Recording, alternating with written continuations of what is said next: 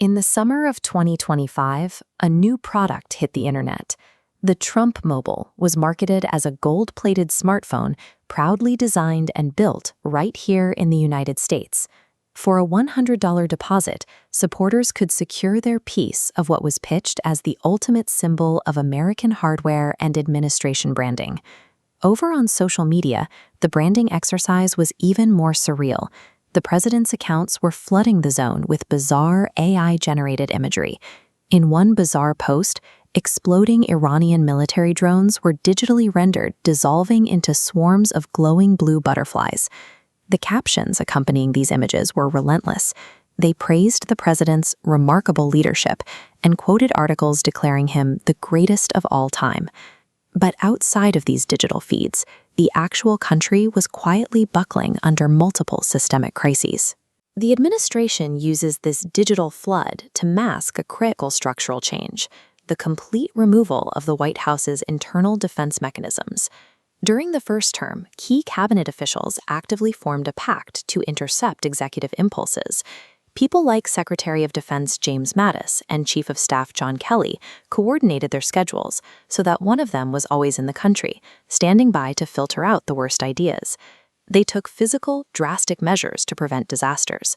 National Economic Council Director Gary Cohn would literally remove unvetted executive orders straight off the Resolute desk before they could be signed into law. But entering the second term, those figures are gone. They've been replaced entirely by loyalists and yes-men who offer zero friction. There is no one left to intercept a bad idea or filter the president's behavior.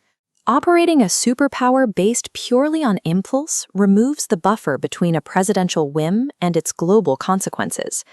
Without filters, an untested order moves directly from a screen into the gears of the economy and the military. On the ground, the reality looks entirely different from the digital boasting.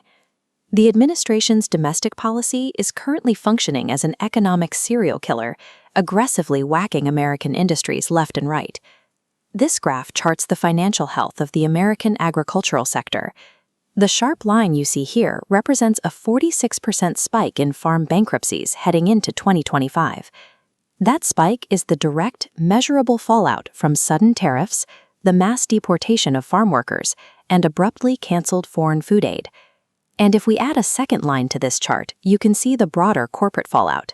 Driven by those same tariffs and billions of dollars spent stalling renewable energy projects, corporate bankruptcy filings have surged to their highest level in more than a decade. When the Supreme Court stepped in to declare the president's massive Liberation Day tariffs unconstitutional, the reaction was immediate. The president took to social media to complain about his own appointees, openly suggesting he should pack the court in retaliation.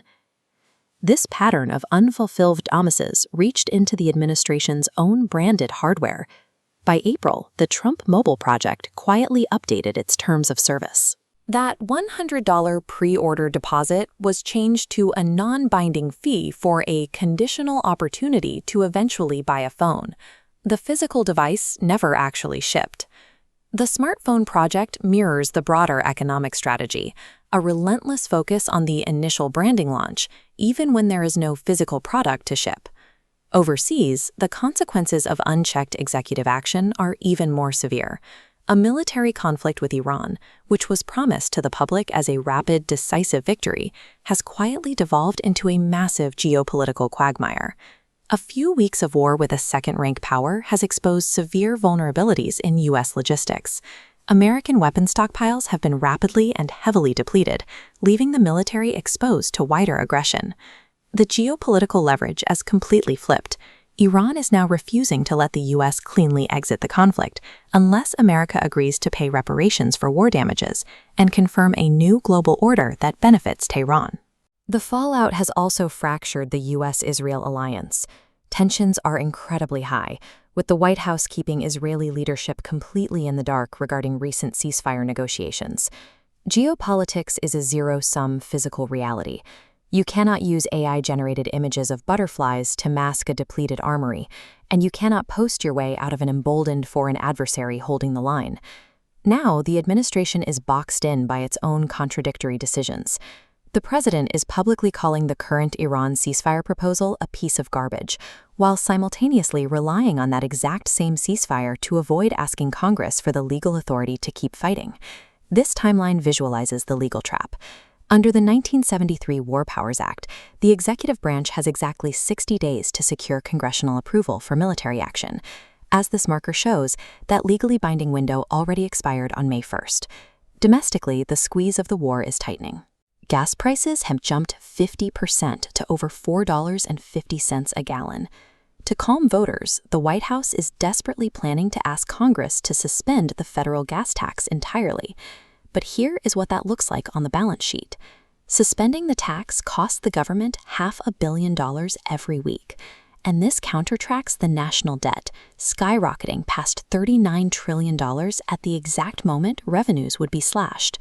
The administration is legally paralyzed and actively hemorrhaging money. They are entirely trapped by the physical, economic consequences of their own unchecked impulses. Around Washington, D.C. lately, physical propaganda has started appearing. Strange construction signs have been posted near building scaffolding, featuring the president in a hard hat, commanding pedestrians to "Thank you, President Trump." It is an attempt to convince the public that everything is going according to plan. But authoritarian projection has a hard physical limit. When all the institutional guardrails are removed, the resulting damage is simply too massive to hide.